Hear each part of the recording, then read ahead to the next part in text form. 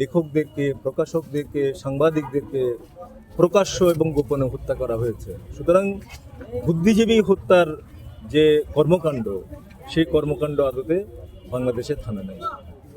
এবারের যে গণ অভ্যুত্থান, এই গণ অভ্যুত্থানের মধ্য দিয়ে আমাদের ছাত্র এবং জনতা মিলে একটা গণতান্ত্রিক, সত্যিকার গণতান্ত্রিক এবং সামাজিক ন্যায় বিচার এবং মানবিক মর্যাদার বৈষম্যহীন সমাজের যে বার্তা এবং অঙ্গীকার গ্রহণ করেছে, সেই অঙ্গীকারের দিকে যদি বাংলাদেশ হাঁটতে পারে, তাহলে বুদ্ধিজীবী দিবসে আমাদের এই শ্রদ্ধা, আমাদের ভালোবাসা আসলে সত্যিকার অর্থেই আমরা রাখতে পারি।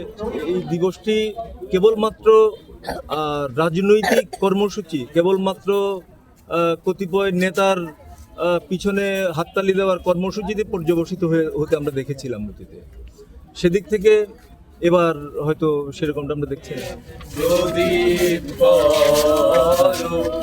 আমার এই দেহ খানি তুলে ধরো, তোমার ওই দেবালয়ে প্রদীপ করো। নিশিদিন আলোক শিখা জ্বলুক গানে, নিশিদিন আলোক শিখা জ্বলুক গানে। এই আগুনে পরশমণি তোমার প্রাণে, এই জীবন পূর্ণ করো, এই জীবন পূর্ণ করো। ব্যথা মোর উঠবে জ্বলে ঊর্ধ্ব পানে, ব্যথা মোর উঠবে জ্বলে ঊর্ধ্ব পানে। এই আগুনে পরশমণি ছোঁয়াও প্রাণে।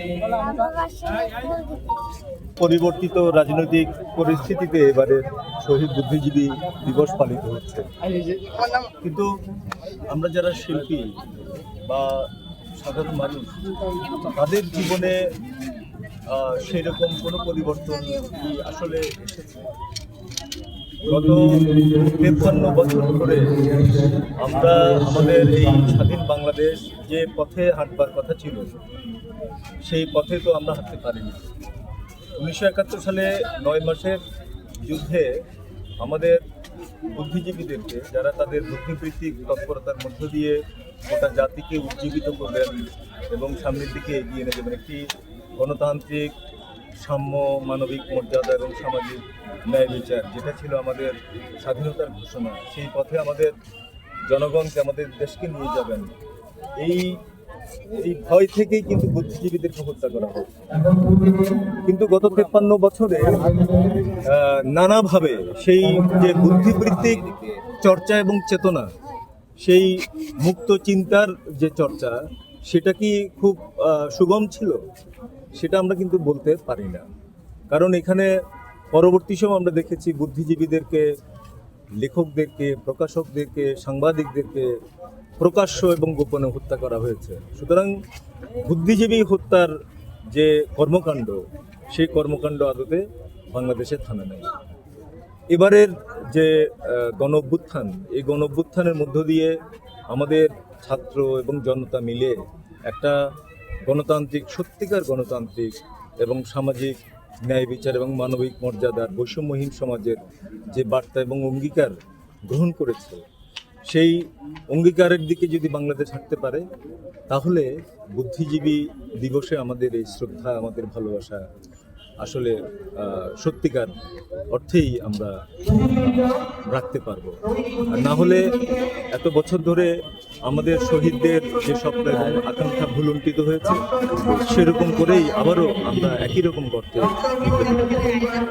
খুব সম্ভবত 1992 সালে শহীদ জননী জাহানারা ইমাম যে বছর এখানে ভিত্তিপ্রস্তর স্থাপন করলেন, সেই বছর থেকে আমি প্রতিটা বছর এখানে এসেছি।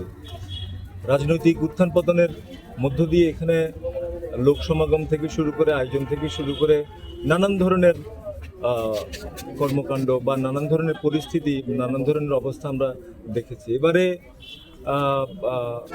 মানুষদের যে অংশগ্রহণ, আমি বলবো সেটা খুবই ভালো। এবং সকাল থেকে এখানে বিভিন্ন পেশার মানুষ, বিভিন্ন প্রতিষ্ঠানে, বিভিন্ন রাজনৈতিক দল, ছাত্র, যুব, সাংস্কৃতিক সংগঠনের কর্মীরা আসছেন এবং সাধারণ মানুষেরও অংশগ্রহণ দেখছি।